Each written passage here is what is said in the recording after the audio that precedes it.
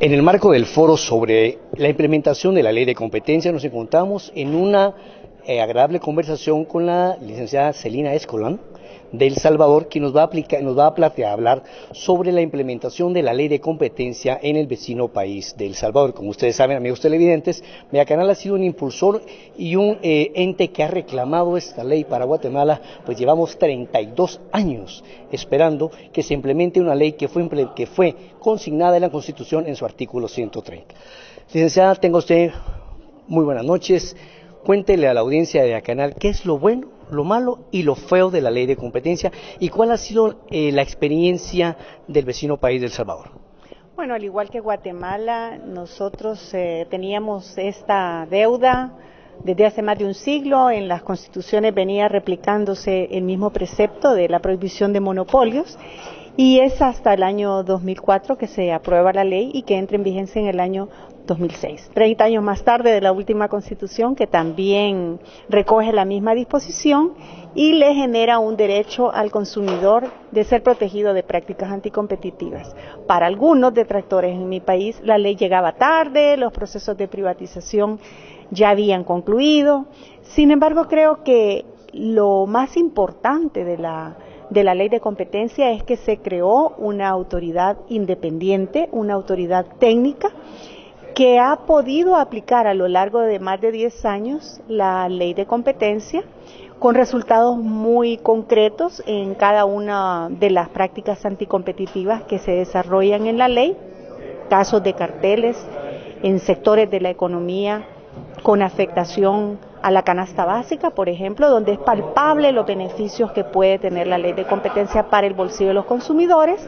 En el caso también de abusos de posición dominante, porque hay que recordar que la ley de competencia no persigue per se los monopolios o estructuras oligopólicas o duopólicas, que son una consecuencia de la forma de hacer negocios, de tal suerte que ha priorizado su trabajo en materia de estudios de condiciones de competencia, de concentraciones económicas, y ahí podemos advertir también que en las concentraciones económicas que ha revisado El Salvador, solamente ha denegado un caso en el sector de telecomunicaciones y ha condicionado otro en el sector de cervezas.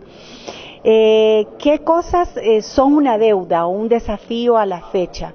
Creo que el principal desafío ha sido la lentitud en los procesos de revisión de los casos en sede jurisdiccional, concretamente en la sala contencioso administrativa.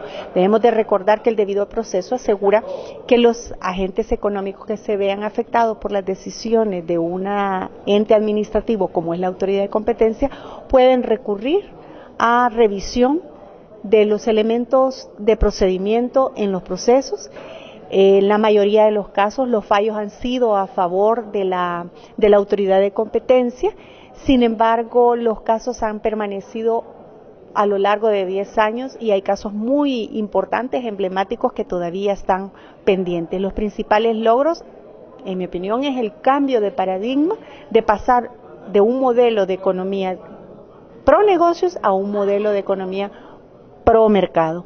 ¿Esto qué significa? Pues un trabajo conjunto, la disputa y el desafío de que las políticas públicas de El Salvador sean coherentes, porque la política de competencia pues es un instrumento de desarrollo económico en un país, pero debe estar acompañada de la voluntad política del resto de políticas públicas. Usted me habla de una política pública. En cuanto al tema de la política pública, en Guatemala y algunos países de América Latina se han dado a usar el tema de los privilegios fiscales para sectores que a través de su influencia política han logrado estos privilegios fiscales. ¿Cómo se convierte o se confronta la ley de competencia, el ente de superintendencia de competitividad, con estos privilegios fiscales ya establecidos por gobiernos anteriores o que son parte de convenios o arreglos políticos? Es interesante la pregunta. En realidad, la política fiscal tiene un asidero legal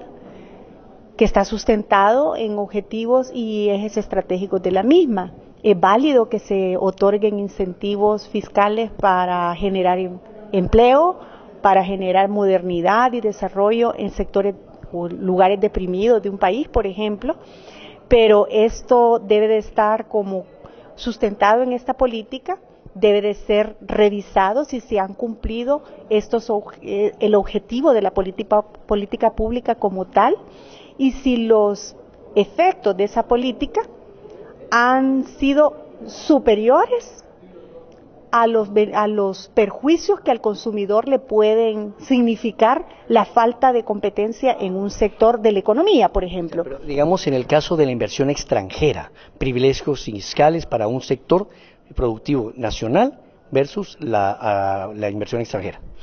Es correcto. Lo que explico es que en el caso de la Autoridad de Competencia ha tenido la oportunidad de revisar alguna de estas acciones de política fiscal en los cuales no se advierte, por ejemplo, que estos incentivos se hayan dado con base a criterios uniformes, es decir, que han habido criterios un poco discriminativos en el sentido de que no se han dado a todos los agentes económicos de este sector, o si se han dado, no son con criterios objetivos.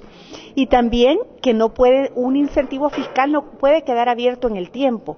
La justificación de ello debe de medirse y esa evaluación la tiene que hacer el hacedor de política fiscal. Entonces debe de haber una coordinación de la Autoridad de Competencia con el hacedor de política fiscal. Bueno, muchísimas gracias, licenciada, muy amable por su participación. A los televidentes de Vía Canal, vamos con una otra entrevista con otra de las participantes en este panel.